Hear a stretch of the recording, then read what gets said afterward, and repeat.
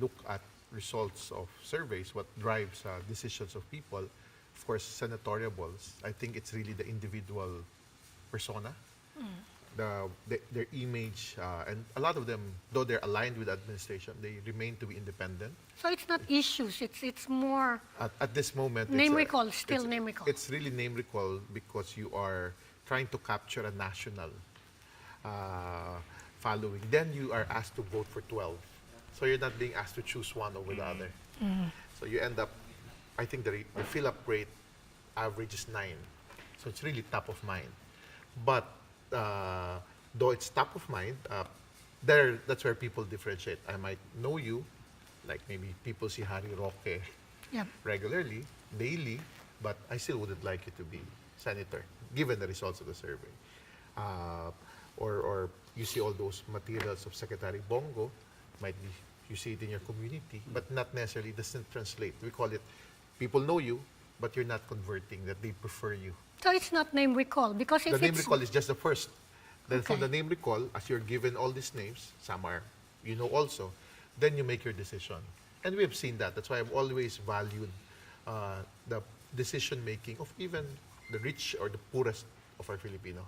They see something in that candidate. That's why they vote for that candidate. So it's not also the high profile of a person, because Mr. Bongo has been all over the place, and Mr. Roque is every day The high in profile multimedia. is your first step.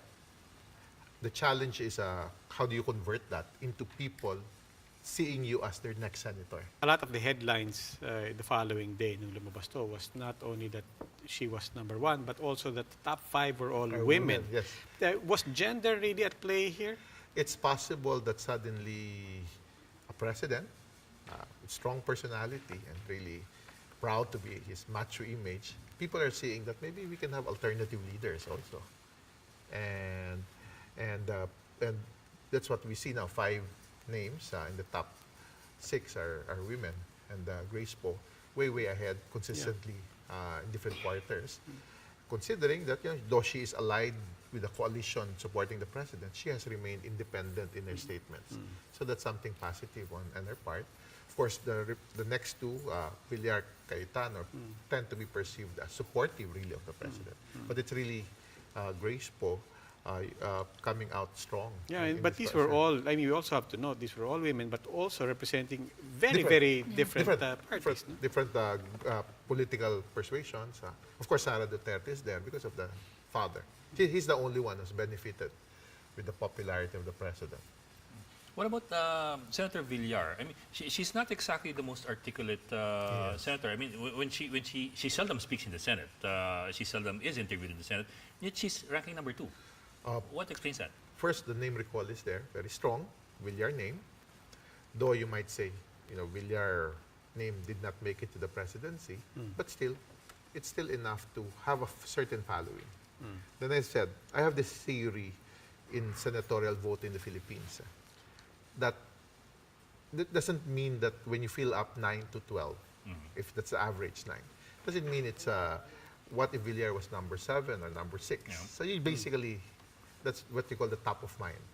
But positive top of mind. That means you're still seen as somebody performing well in the Senate. She has done well in her first term. She's actually active in her. Remember, she's quite noisy this past few weeks because of the rice crisis as chairperson of the Committee on Agriculture. So That's a gut issue. that would have pushed her because she's been consistently 3 or 4 or 5 moving up, but now suddenly a strong second on the eve of filing of candidacy. What about Senator Binay? She's not involved in any probe. Yes. In the case of Senator Binay, I think the Binays have recovered from the attacks that they've had in 2016. I think they have consolidated their name in terms of Makati. They're in control of Makati. And I always joke about it that, we got fascinated with the mayor from Davao. And Makati is really different in terms of public service. Yeah. So I think suddenly, if you remove the daily attack on the Binay name, and now people see that this is a family who's done good public service, and on the part of Senator Nancy Binay, quietly, she has a few statements really pointed and delivering certain independent messaging. I've noticed that. both social media and within even the halls of the You've, Senate.